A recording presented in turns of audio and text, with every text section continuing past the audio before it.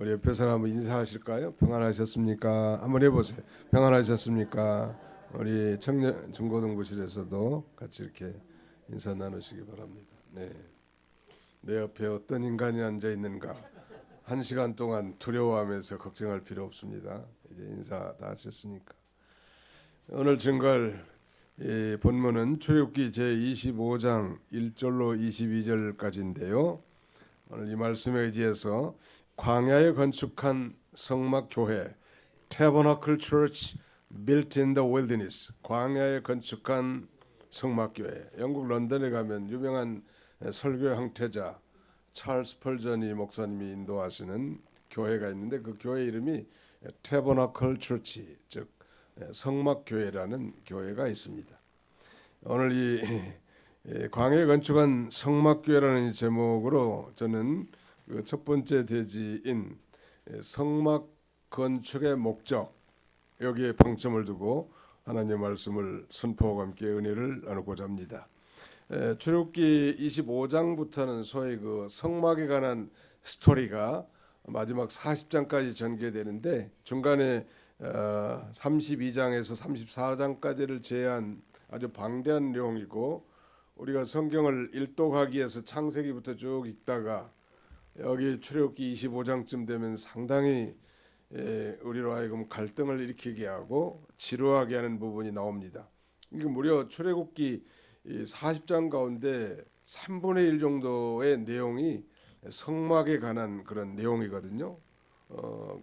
그래서 이 성막은 지금부터 역사적으로 약 3,500년 전 하나님께서 출애굽한 이스라엘 백성들의 대표 모세를 저 시내산 꼭대기에 불러서 하나님의 율법을 주셨을 뿐만 아니라 거기서 소위 성막 제도와 패턴을 가르쳐 주시고 그 광야에 행진하는 이스라엘 백성들 무리 가운데 이 성전 구약의 성막을 이렇게 짓도록 만드셨는데, 그런 면에서 이 성막은 출애굽한 이스라엘 백성들에게 광야에서 건축하게 하신 이동식 성전입니다. 이동식 성전, 고정된 성전이 아니고 구름 기둥이 떠오르면 벌써 모든 짐을 챙겨가지고 다시 이동을 하게 되고, 구름이 또 머무르면 거기에 다시 진을 치고 성막을 중심으로 동서남북 사방에 진을 치고 이제 하나님의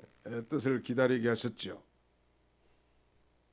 이스라엘 백성들은 이 광야에서 광야 성막에서 하나님을 섬겼고, 신약 시대 영적 이스라엘이라고 하는 오늘 저와 여러분들은 이 광야 같은 이 세상에서 교회를 통하여 하나님을 섬기고 있기 때문에 그런 면에서 성막과 교회는 아주 그 공통점과 유사점이 있습니다. 예배와 기도하는 면에 있어서, 말씀과 교육하는 면에 있어서도 그렇고, 전도와 헌신에 있어서도 그런 공통점과 유사점이 있는데, 그렇다면 우선 여호와 하나님께서 광야에서 성막을 건축하라고 하신 목적이 무엇인가? 시간 관계상 오늘 이 부분에 집중해서 방점을 두고 말씀을 선포하고 함께 은혜를 받고자 합니다. 결론부터 말씀드린다면 광야에 성막을 건축해 가신 목적이 세 가지인데, 우리 8절을 한번 같이 읽어볼까요? 8절, 8절 9절 같이 한번 읽습니다.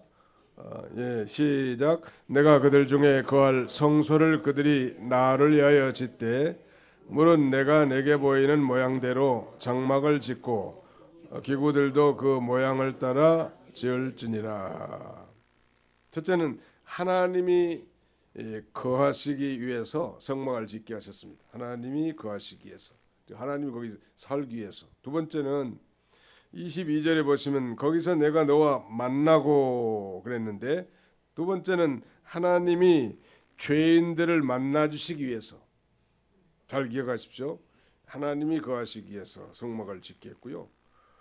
하나님께서 그럼에도 불구하고 이 죄인들을 만나 주시기 위해서 성막을 짓게 했습니다. 마지막 세 번째는 하나님의 백성들 가운데 자신의 임재를 나타내 주시고 하나님의 뜻을 알려주시기 위해서. 좀 길죠.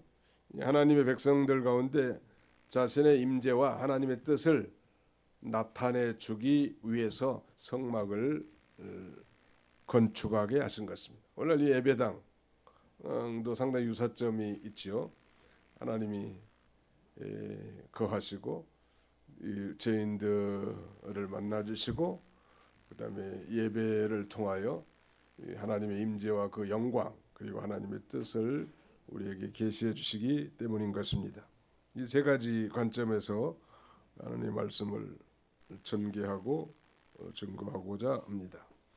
이미 우리가 읽었던 것처럼 25장 8절에 내가 그들 중에 거할 성소를 그들이 나를 위하여 짓되 그랬죠. 여기 내가 그들 중에 거할 성소는 하나님께서 백성들 가운데 거할 성소라는 말씀인데 여기 성소는 바로 성막을 가리키고 성막을 다른 말로 여러 가지 표현이 많아요. 장막이라고도 합니다. 장막 혹은 회막이라고도 합니다. 또 마지막은 증거막이라고도 합니다. 이거 이 증거의 법이 율법 아닙니까? 그 율법이 보관되어 있기 때문에 증거막 혹은 법막이라고도 합니다. 법이라는 건 바로 율법을 가리키거든요. 우리가 잘 아는 이 지성소에 가면 언약궤가 있는데 그 언약궤 속에 세 가지 아론의 쌍난 지팡이, 그다음에 만나를 담은 항아리, 그리고 십계명의 돌판을 기록한 법이 있단 말이에요. 그래서 그 법이 있기 때문에 이 성막을 법막, 증거막 혹은 회막 뭐 여러 가지 이렇게 표현을 하고 있다는 것. 하나님과 백성들이 만나는 거룩한 임재 장소일 때는 회막. 중요한 사실은 이 성막은 하나님이 거하실 목적으로 건축하게 했다는 거예요. 하나님이 거하실 것. 오늘 우리도 마찬가지. 오늘 뭐 예배당이 구약시대 성전과는 많은 거리가 있지만 구원받은 성도들의 단체가 성전이기 때문에 그곳에는 하나님이 거하시는 거예요. 우리가 잘 아는 대로 두세 사람이 내 이름으로 모인 그곳에 내가 함께 하시겠다고 약속하신 하나님. 바로 성막을 건축할 목적은 하나님이 거하시기 위한 것이라는. 주목 한번 해보세요. 사랑하는 성도 여러분, 인간의 이 비극이라는 것은 하나님을 떠난 데서부터 비롯됩니다. 최초의 사람, 우리 인류의 조상 아담이 하나님 앞에 범죄함으로 최초의 성전이라고 할 수 있는 에덴 동산에서 추방당합니다. 성전은 하나님이 계신 곳이에요. 에덴 동산은 그야말로 하나님이 계신 성전과 같은 곳인데 그들이 하나님 앞에 범죄함으로 에덴 동산에서 추방당하고 하나님으로부터 멀리 떠나게 되는데 그것이 바로 인간의 비극의 시작이에요. 여러분, 마귀는 어떻게든지 우리로 하여금 하나님과 우리 사이를 이격시키고 하나님을 가까이 못하게 하고 잘 섬기지 못하게 하고 우리로 하여금 신앙생활에도 그저 타성에 젖는 매너리즘에 빠게 만드는 그런 세력이 있는데 마귀가 그렇게 하는 거예요. 하나님은 우리를 하나님을 가까이 섬기기를 원하신다는 말이에요. 하나님의 형상대로 지음받은 인간이 하나님을 만나서 하나님께 예배하고 하나님과 교통하고 하나님 나라에 봉사하고 충성하고 하나님의 뜻을 순종할 때 인간의 최고의 행복은 보장되는 거예요. 그것이 불신자들에게는 대단히 지루하고 그 다음에는 정말 불편하고 얽매이게 하는 것처럼 보이지만 하나님 형상대로 지음받은 인간은 하나님을 만나서 하나님 앞에 예배하고 하나님을 섬기고 하나님 나라에 봉사하고 하나님의 뜻을 순종하게 살 때 인간은 최고의 해피니스, 행복을 누릴 수 있도록 해놨단 말이에요. 그러나 인간이 하나님을 만나지 못한 중대한 이유가 뭔가? 바로 그것이 죄 때문인 것입니다. 죄범한 인간은 하나님을 싫어하고 이 세상 마귀의 욕을 따라 살지만 마귀는 인간을 불행하게 만듭니다. 마귀는 자꾸 우리 귀에 속삭이는 거예요. 하나님을 떠나도 행복이 있는 것처럼, 하나님을 떠나서 세상의 유의를 찾아 살아가도 행복이 있는 것처럼 우리의 귀에다 대고 속삭이는 거예요. 그때 사탄아 물러가라, 너는 나를 넘어지게 하는 자로다 하고 물리쳐 나가지 않으면 거기에 넘어갈 수밖에 없단 말이에요. 22절을 또 같이 한번 읽읍시다. 25장 22절 시작. 거기서 내가 너와 만나고 속죄소 위 곧 증거계 위에 있는 두 그룹 사이에서 내가 이스라엘 자손을 위하여 내게 명령할 모든 일을 내게 이르리라. 성막에서 사랑하는 성도 여러분, 천지의 대주제이신 우리를 구원하신 하나님께서 바로 죄인을 사랑하셔서 그 죄인을 친히 만나 주시려고 거룩한 성막을 이렇게 건축하라고 하신 것입니다. 우리의 교회 예배당 교회 이렇게 예정이 있는 것은 바로 그런 이유예요. 거기 하나님이 임재해 계시고 거기서 하나님 말씀을 들려주시고 나 같은 죄인을 구원하신 그 예수 그리스도의 십자가를 통한 그 놀라운 사랑을 다시 한번 상기시키면서 하나님 중심으로 살아가게 하시기 때문인 것입니다. 그야말로 죄 많은 인간을 사랑하셔서 친히 만나 주시려고 성막을 건축해 한 것이야말로 하나님 아버지의 만극하신 은혜요 극진하신 사랑에 틀림없습니다. 그런 면에서 이 광야의 성막은 사제의 은총을 통해서 우리가 하나님이 우리를 만나 주시는 미팅 장소, 미팅 플레이스뿐만 아니라 말 그대로 성막을 회막이라고 한다고 했는데 이 해자가 모을 해자거든요. The tent of meeting, 만남의 장소가 바로 성막이 만남의 장소. 우리 경부선 타고 가다 만남의 장소 있고 또 그다음에는 저기 중부고속도로 타고 가다 하남 지나다 보면 거기 만남의 장소가 있는데 그런 만남의 장소가 아니고 이 성막, 오늘 교회도 마찬가지. 하나님을 만나는 것이 가장 사랑하는 사람을 만나는 건 가슴을 설레게 하는 일이잖아요. 하나님을 사랑한 사람들이 하나님을 만난 장소 교회. 우리 인생에 있어서 참 만남이라는 건 너무너무 중요한 것 같습니다. 사람은 누구를 만나느냐에 따라서 축복과 저주, 행복과 불행이 좌지우지됩니다. 강도나 사기꾼 그리고 못된 인간을 만나면 불행한 인생이 되는 것입니다. 뒤용박팔자라는 말을 들어보셨습니까? 뒤용박팔자.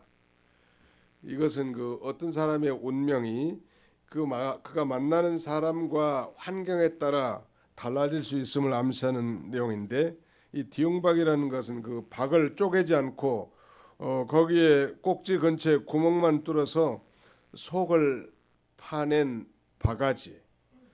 그러면 그 바가지에 쌀을 넣으면 무슨 바가지? 쌀바가지. 보리를 넣으면 무슨 바가지? 보리바가지. 콩을 넣으면 무슨 바가지? 콩바가지. 뒤용박 팔자. 그런 얘기 들어보셨을 것 같은데 여자의 팔자는 뒤용박 팔자다. 들어보셨어요? 결국 여자는 어떤 남자를 만나냐에 따라서 여자의 운명이 달라질 수 있다는 그런 말인데 저는 뭐 그런 팔자나 운명이란 단어를 별로 안 좋아한다고 늘 말씀드린 바 있죠. 팔자나 운명, 우운이나 행운 이런 말을 쓰는 건 믿지 않는 불신자들이 즐겨 쓰는 단어들이 거기에는 주인이 없습니다. 우운이나 행운, 팔자나 운명. 그러니까 예수 믿는 사람들이 운명 타령하고 팔자 타령하면 하나님이 기뻐하실까요? 안 기뻐하실까요? 우문에 대한 현답이네. 아무튼 하나님 기뻐하시지 않죠. 내 친구 아무개는 고등학교 때 얼굴도 못생긴 것이 어쩌다가 저쩌다가 신랑 하나 잘 만나가지고 저렇게 호의호식하며 잘 사는데 나는 어쩌다가 이런 인간을 만나가지고 내가 이 고생 저 고생 다 하면서 괴롭게 사는가. 그 애는 눈에 쌍꺼풀도 없는데 나는 그래도 쌍꺼풀도 있고 보조개도 있고 그래도 좀 매력이 있다고 생각했는데 내가 이 인간을 안 만났더라면 정말 행복하게 살 수 있었을 건데 어쩌다가 내 운명이 이렇게 팔자가 기구한 인생인가. 그러면 되는 거예요? 안 되는 거예요? 절대 안 되는 거예요. 하나님이 만나게 해주셨다. 나의 영적 유익을 위해서 만나게 해주셨다. 나의 부족한 점, 되지 못한 점을 보완해 주기 위해서 이 사람을 만나게 하셨다. 이런 믿음을 가지고 하나님이 이분을 내 남편으로 내 아내로 보내주셨다. 이렇게 믿고 믿음으로 살아야지. 뭐 좀 돈 많이 있는 그 고등학교 때 그 친구 얼굴도 못생긴 거 그러다가 어쩌다가 저쩌다가 신랑 하나 잘 만나고 잘 사는 그런 인간만 생각한다면 그건 믿는 자의 자세가 결코 아니겠죠. 어떤 상황이라 할지라도 우리는 예수 안에서 하나님을 만난 자가 복이요, 복덩어리고 복 있는 인생입니다. 아멘. 네, 한번 답시다. 우리는 예수님 안에서 복덩어리 됩니다. 다시 한번 우리는 예수님 안에서 복덩어리가 되었습니다. 예. 그 미국에 건너가 가지고 미 백악관 인권 담당 차관보를 지낸 강영호 박사가 있는데, 그는 뭐 어렸을 때 축구하다가 두 눈이 실명된 맹인이에요. 근데 그의 부인이 석아무개인데 그런 그 맹인과 결혼합니다. 처녀들이, 멀쩡한 처녀들이 맹인하고 결혼할 사람이 누가 있겠어요? 정신이 멀쩡한 사람이. 그런 믿음으로 했고 결국은 그런 뭐 고관을 지냈고 그 두 아들도 믿음으로 잘 키워서 아주 훌륭한 인물로 만들어낸 거 보면, 그 운명 타령이라든지 팔자 타령하는 것은 우리 신자들에게 맞지 않다. 하나님이 내 남편을 만나게 해주셨다. 하나님이 이 직장으로 나를 보내주셨다 하는 그런 하나님의 주권적 섭리를 믿고 거기서 최선을 다해서 믿음을 쓰면 하나님이 반드시 잘 되게 줄 줄로 믿습니다. 우리 교회도 마찬가지. 어쩌다 내가 도봉동까지 이렇게 와가지고 집도 싸다고 해서 오기는 왔는데, 공기는 좋다고 하는데 갈 데 없으니까 이렇게 가다 보니까 도봉교라고 써있는데 건물도 찌질하고 사람들도 보니까 뭐 별 볼품도 없는데 내가 여기서 얼마나 오래 있을까? 돈 많이 벌면 저 강남 서초구로 이사 가야지. 그런 생각한 사람들은 하나님이 기뻐하지 않아요. 하나님이 나를 도봉교회로 보내셨다. 아멘. 네, 하나님이 그렇게 하나님의 절대 주권을 믿는 게 신앙이. 사람이 마음으로 그 길을 계획할지라도 그 걸음을 인도하시는 이는 하나님이시다. 이걸 믿고 거기서 정말 기도도 많이 하고 회개도 많이 하고 충성도 많이 하고 희생도 봉사도 많이 한다면 하나님이 다 보고 계시고 천지에 충만하신 하나님 왜 모르시겠냐는 말. 어디가 있든지 보석은 빛나게 돼 있어. 다이아몬드를 감별하는 법이 있대요.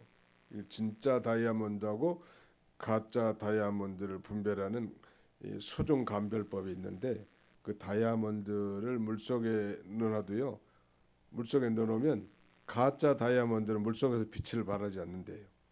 근데 진짜 다이아몬드는 물속에서도 그 아주 번쩍번쩍하는 빛을 발한다는 거 아니에요. 진짜는 도봉동에 있든 서초동에 있든 대통령이든 청소부든 목사든 평신도든 도봉교회든 안도봉교회든 어디가 있든지 빛이 나게 돼 있는 거예요.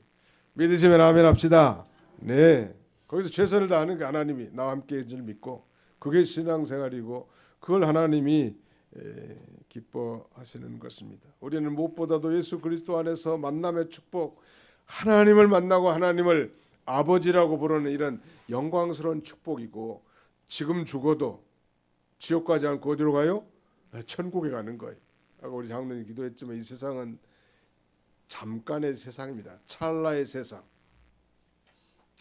우리 인생이 다윗은 고백하기를 손바닥 넓이만큼 정도밖에 안 된다. 그렇게 고백했습니다.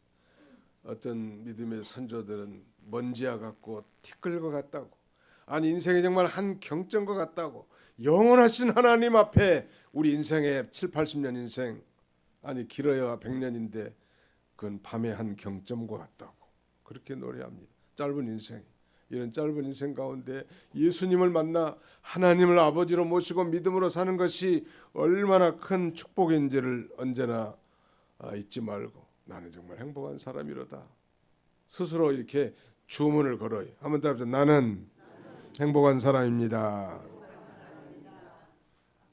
윤한길은 가수가 있는데 그 가수가 대중가요에서 아주 최고의 인기를 누렸던 그 대중가요 곡 중에 하나가 나는 행복합니다.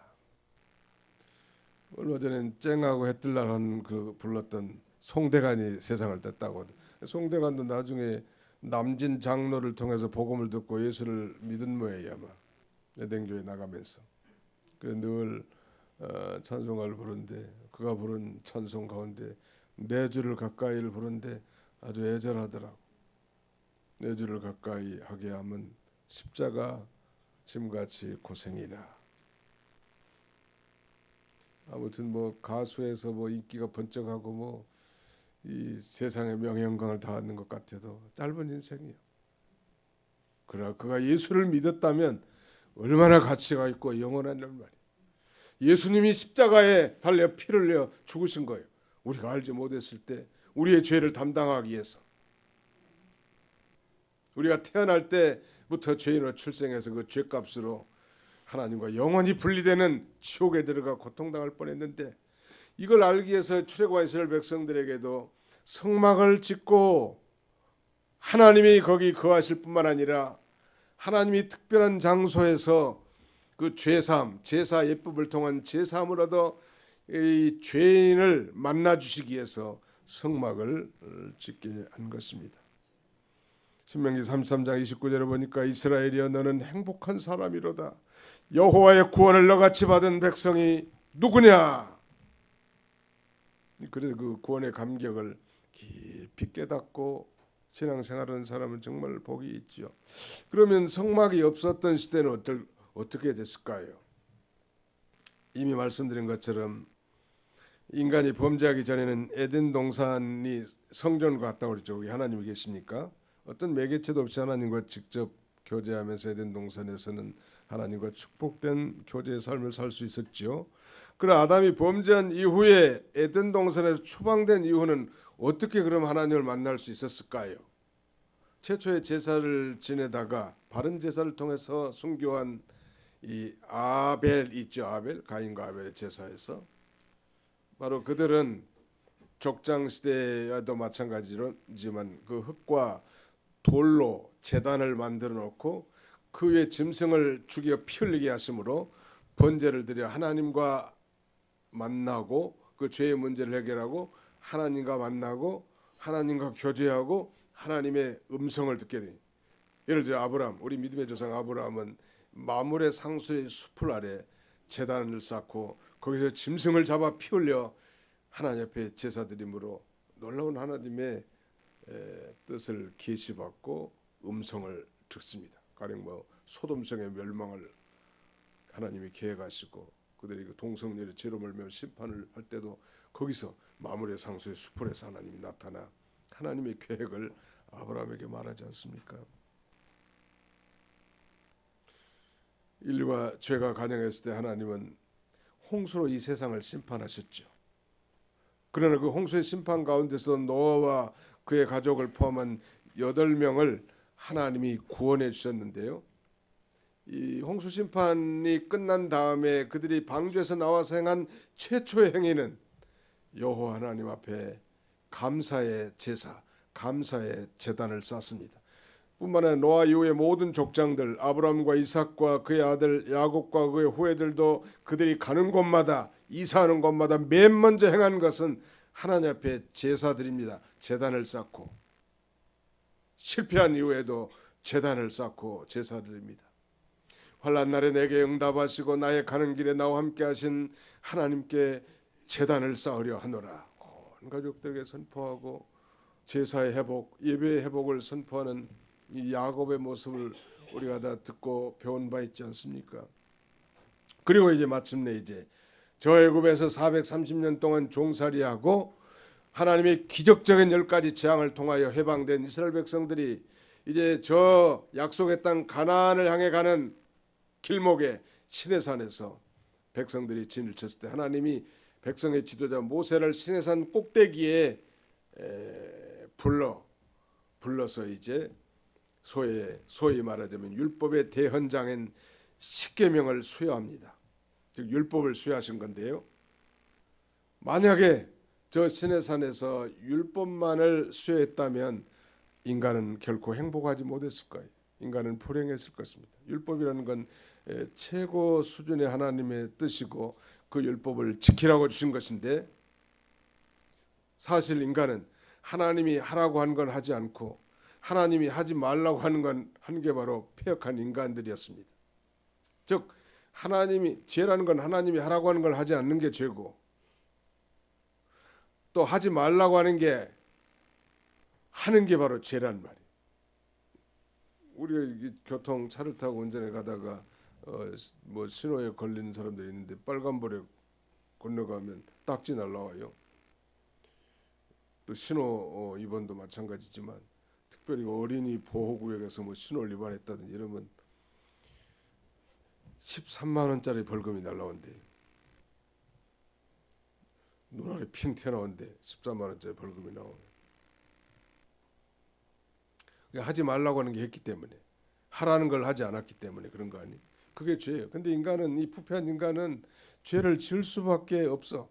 이 최고 수준의 도덕적 최고 수준의 율법이지만 하나님이 지키라고 했으니까 지키면 되지만 그 율법을 온전하게 지킬 사람은 없는 거예요. 온전하게 지킨 유일한 분이 바로 예수님이십니다. 그리고 그 의를 이루신 거죠. 그러므로 모세에게 시내산에서 율법만 주셨더라면 인간은 불행할 수밖에 없었지만, 하나님이 그 율법을 어긴 게 죄라고 했는데 그 죄의 문제를 해결해 주기 위해서 또 다른 선물, 바로 성막을 건축하라고 하는 성막 제도를 계시해 줍니다. 뭐하라고? 죄인이 죄 사함을 통해서 하나님을 만날 수 있도록 해주는 거예요. 놀라운 자비고 하나님의 긍휼과 사랑 아니겠습니까? 그러므로 우리가 예수 믿고 구원받았고 제사함 받았지만 죄 안 짓는 사람이 누가 있냔 말이에요. 그래서 다시 하나님 앞에 나와서 하나님 앞에 진정으로 회개하고 성령의 인도와 주장을 받아서 하나님의 거룩한 뜻을 품고 새롭게 살아갈 수 있는, 새로운 인생을 설계할 수 있는 것이 바로 교회고 성막 제도인 것입니다. 하나님 앞에 얼마나 감사하잖아요.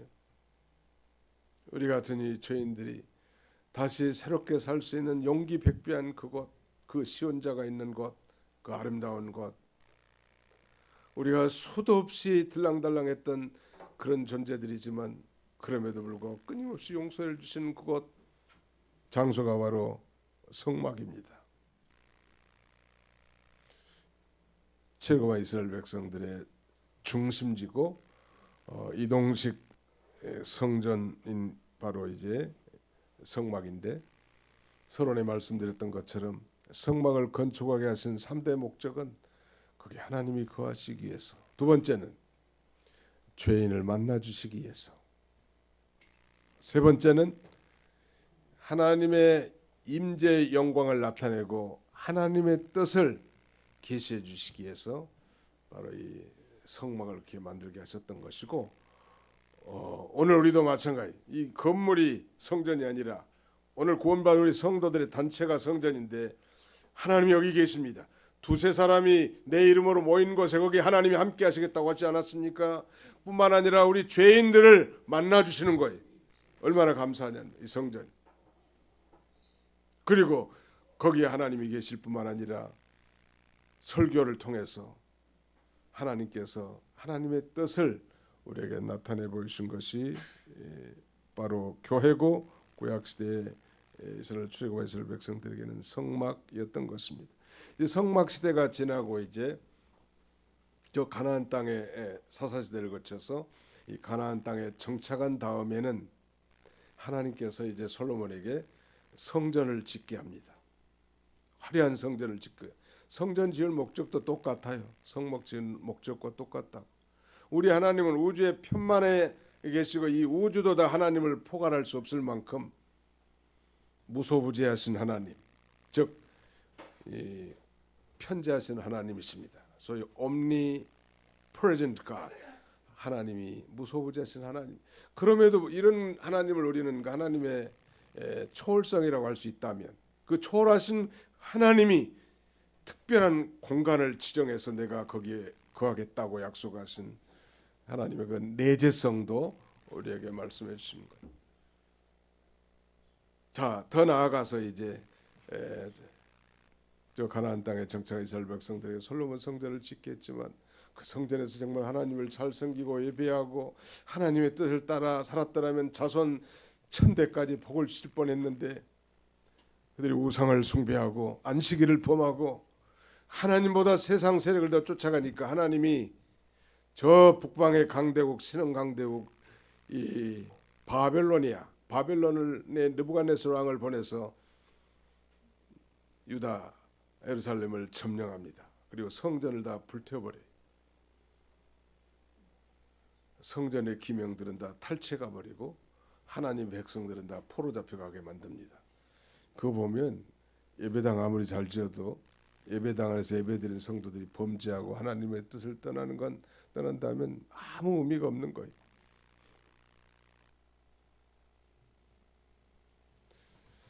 그리고 이제 예수님이 오시기 전 주전 22년 헤롯은 이달을 지배하던 그 헤롯은 유대인들의 한심을 사기 위해서 엄청난 성전을 또 짓습니다. 이걸 소위 헤롯 성전이라고 합니다. 예수님 당시까지도 완공이 안 될 만큼 무려 46년 동안 그 성전을 짓게 됐지만 이 성전 역시 주후 70년 로마의 타이투스 장군, 디도 장군에 의해서 완전히 파괴됩니다. 돌 위에 돌 하나 중첩되지 않을 정도로 완전 파괴되는 거. 이거 보면 껍데기 성전이 결코 중요한 건 아니겠죠. 정말로 거기서 예배드리는 하나님의 백성들이 중요하면서 예수님이 이제 이렇게 말씀합니다. 우리 요한복음 2장을 한번 보실까요? 요한복음 2장 19절로 21절 다 찾아보세요. 요한복음 제 2장 19절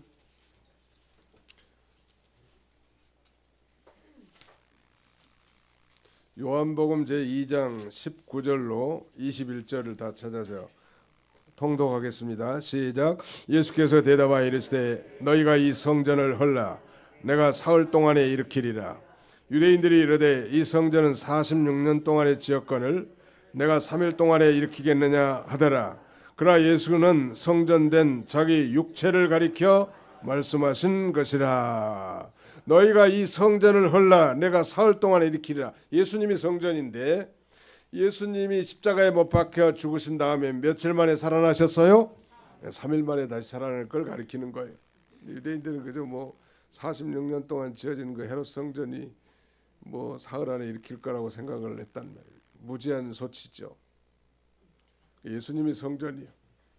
그러므로 이 구약의 이 성막은 예수 그리스도를 예표하는 은혜의 자소인 것입니다.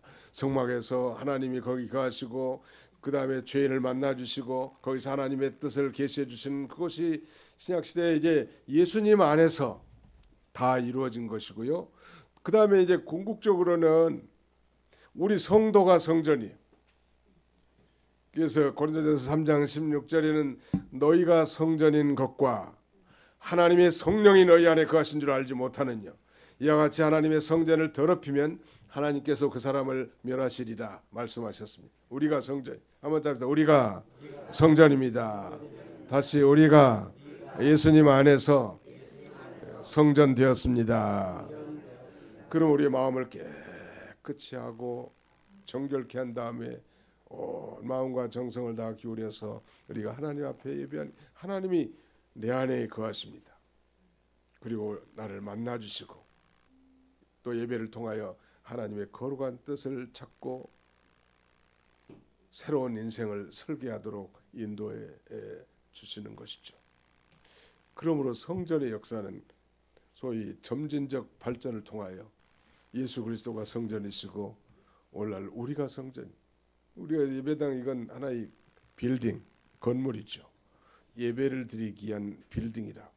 그런 면에서 가치가 있는 것입니다. 우리가 이 성전을 수리하는 가운데 진정한 성전의 의미를 깨닫고 늘 하나님의 임재 영광을 체험하면서 죄인을 사랑하신 하나님의 그 놀라운 사랑을 기억하면서 하나님을 만나고 다시 하나님께 돌아와서 새로운 하나님의 언약 백성으로 산다면 우리 하나님께서 얼마나 기뻐하시겠는가.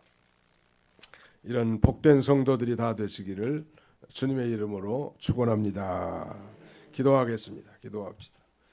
영원히 영광 중에 홀로 살아계셔서 우리 모든 인생들의 생사화복을 주관하시는 전능하신 우리 아버지 하나님, 오늘 참 이 2025년 봄철을 맞이하여 이렇게 좋은 날씨를 허락해 주시고 원근각지에서 사랑하는 성도들 불러 모시고 시간에 함께 하나님 앞에 예배하게 하신 것을 진심으로 감사하고 감사를 드립니다.